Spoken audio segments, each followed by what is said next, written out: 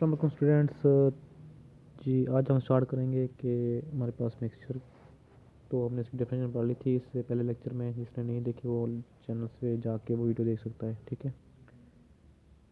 आज हम डिस्कस करेंगे इसकी टाइप्स क्या हैं, और इसके बाद हमारे पास एटॉमिक नंबर, एटॉमिक मास क्या होता है, रिलेटिव एटॉमिक मास क्या होता है, एटॉमिक मास यूनिट क्या होता है, ठीक है। तो मिक्सचर की टाइप्स देखते हैं कि इसकी दो टाइप्स हैं। मिक्सचर की डेफिनेशन हमने पढ़ ली थी, ठीक है। अब इसकी पढ़ते हैं types of mixture. Types of mixture, ठीक है। तो हमने कहा था कि दो तरह के होते हैं, एक होता है homogeneous mixture, homogeneous mixture.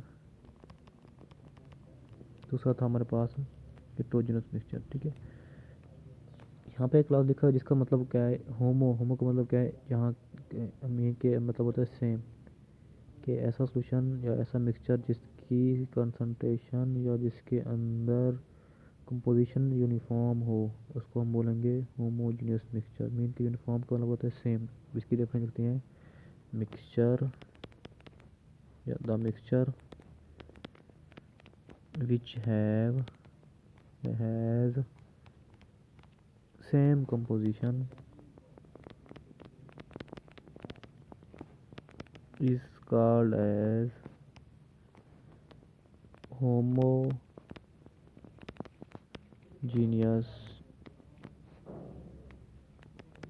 Mixture, ठीक है।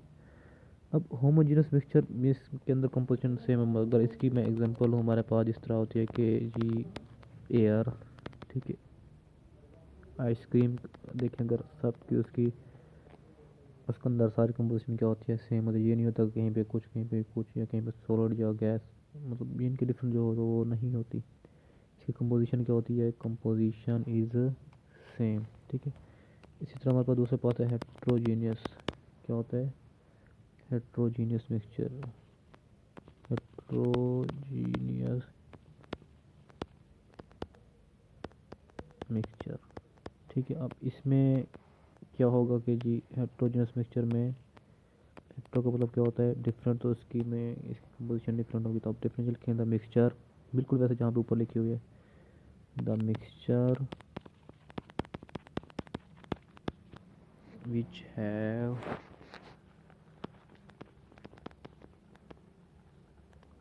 हैव डिफरेंट डिफरेंट कंपोजिशन, ठीक है। कंपोजिशन का मतलब है कि किस चीज़ से बना हुआ है, उसकी जो जिन जिन चीज़ों से जो बना हुआ है उसकी उसको हम क्या कहते हैं, उसकी कंपोजिशन। कंपोजिशन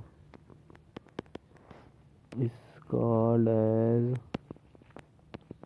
हेट्रोजीनियस मिक्सचर, ठीक है। अब इसकी अगर हम एग्जांपल लें तो हमारे पास क्या आएगा, मैं बात कर दूंगा जी रॉक्स, हमारे पास चट्टानें जो होती हैं, ठीक है, वो क्या है, होमोजेनियस मिक्सचर है, ठीक है। क्यों?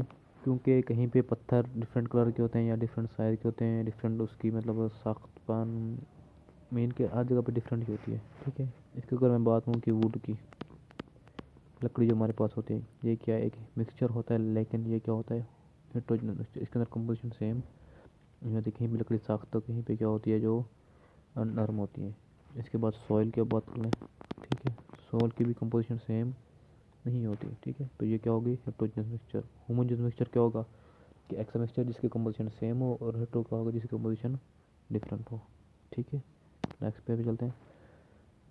अच्छा, इसके बाद हमारा है एटॉमिक नंबर और एटॉमिक मास, ठीक है। अब मैंने जिस तरह पहले बात की थी, मैं दोबारा भी यहाँ पे लिख देता हूँ कि अगर हमारे पास एक न्यूक्लियस है, उसके अंदर प्रोटॉन की तादाद, प्रोटॉन है और न्यूट्रॉन है, ठीक है। ये उसका क्या है, इसके इर्द गिर्द क्या है, शेल्स, यहाँ पे क्या इलेक्ट्रॉन रिवॉल्व करते हैं, ठीक है। इलेक्ट्रॉन पे नेगेटिव चार्ज और प्रोटॉन पे पॉजिटिव चार्ज, और न्यूट्रॉन पे कोई चार्ज नहीं होता। अब प्रोटॉन की तादाद किसी के अंदर एक होती है, किसी के अंदर दो, किसी एटम के अंदर तीन, मीन के वेरी करती है। और न्यूट्रॉन की तादाद भी क्या करती है, वेरी करती है, ठीक है। और हम प्रोटॉन नंबर को कहते हैं एटॉमिक नंबर, ठीक है। कि जितने किसी एटम के अंदर प्रोटॉन होंगे वो उसका क्या होगा, एटॉमिक नंबर। बस यही सिंपल चीज़ है। अब एटॉमिक नंबर की डेफिनेशन लिखते हैं कि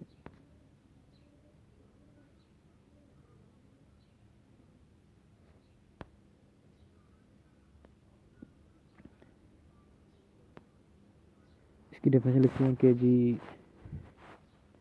the number of proton present in the, proton कहाँ होंगे, न्यूक्लियस के अंदर, in the nucleus of atom is called as atomic number. ठीक है, एटॉमिक नंबर। ठीक, अगर आप इसकी एग्जांपल दें तो जी हाइड्रोजन का एटॉमिक नंबर क्या होता है, 1 होता है। ऑक्सीजन का एटॉमिक नंबर क्या होता है, 8। आप इस तरह से उसका नंबर, इसकी एग्जांपल ले सकते हैं। ठीक है, प्रोटॉन नंबर। अगर हम बात करें मास नंबर की, ठीक है, मैस, जिस तरह एक लाभ लगता है कि ये एक मतलब एटॉमिक नंबर से बड़ा है। ठीक है, मैस में अंदर क्या होंगे, प्रोटॉन और न्यूट्रॉन दोनों की तादाद।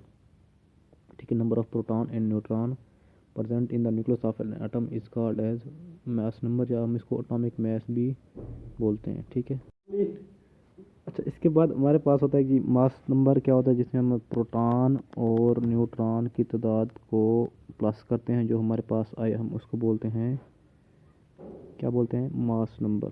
ठीक है, हम इसको ए से ज़ाहिर करते हैं और इसको क्या से रिप्रेजेंट करते हैं, जेड से। ठीक है, आई मीन कि इसको हम जेड के साथ रिप्रेजेंट करते हैं, इसको क्या करते हैं, ए से। ठीक है, अब मास नंबर क्या होगा, the number of protons and neutrons present, बिल्कुल उसी तरह, in the nucleus of an atom is called as mass number. ठीक है, मास नंबर, मास नंबर।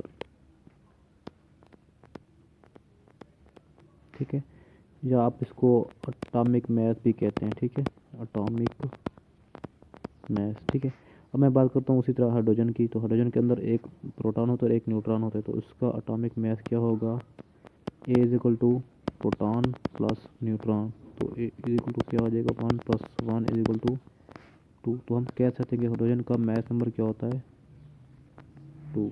ठीक है, इसे अगर मैं बात करूँ ऑक्सीजन की, तो ऑक्सीजन के अंदर 8 प्रोटॉन होते हैं और 8 न्यूट्रॉन होते हैं, तो ऑक्सीजन का एटॉमिक मास क्या हो जाएगा, 8 प्लस, ऑक्सीजन का क्या हो जाएगा, 8 + 8 इज इक्वल टू 16। हमारे पास ऑक्सीजन में क्या आएगा, एटॉमिक मास। ठीक है, इसके बाद हमारे पास है कि रिलेटिव एटॉमिक मास, कि इस एटॉमिक मास को जो हम कैलकुलेट करते हैं रिलेटिव एटॉमिक मास को, तो ये बहुत, क्योंकि एटम हमने कहा था कि बहुत छोटा होता है, तो इसका मास भी बहुत कम होगा।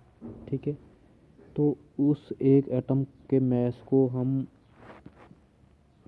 कैलकुलेट करने के लिए हम सारा लेते हैं कि रिलेटिव एटॉमिक मास, कार्बन 12 का एटॉमिक मास जो होगा ना उसके साथ रिलेट करते हैं। ठीक है, तो रिलेटिव एटॉमिक मास की मैं पहले डिफरेंशियल लिखता हूँ, हम इसको कंपेयर करते हैं, the mass of an element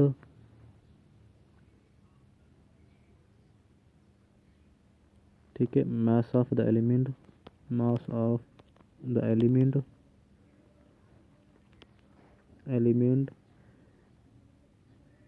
is average is average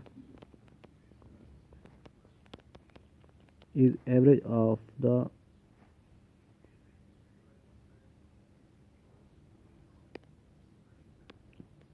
is average of the carbon 12 atom. ठीक है, the mass of an element is average of the, मैं इसको ना थोड़ा आपको इजी करके बताता हूँ, ये थोड़ी डिफरेंशियल मुश्किल हो जाएगी। आप ना इसकी एक आसान डिफरेंशियल इसकी करते हैं। आप करेंगे जी 1/12 पार्ट ऑफ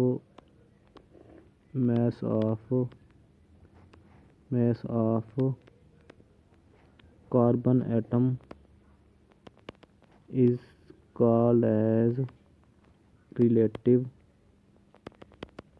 atomic